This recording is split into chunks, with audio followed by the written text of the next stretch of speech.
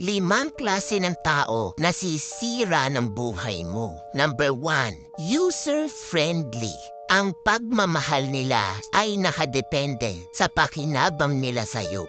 The friendship ends when the benefit stops. Number 2, reklamador. Magnanakaw ito ng peace of mind. Reklamo ng reklamo. Wala namang planong magbago. Number 3, blamer. Mahilig itong magturo ng sisisihin. Ipaparamdam niya sa'yo na ikaw ang guilty at laging mali. Number 4, competitor. Good sa kanila na makita kang nagsusumikap. Pero ingat ka kasi ayaw na ayaw nila na malalampasan mo sila.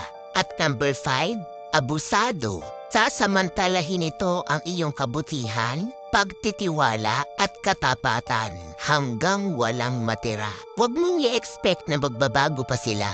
Be the bigger person. Unawain mo sila, pero set boundaries. Ilimit mo ang contact sa mga taong ito. Alin dito sa 5 ang nakasama mo?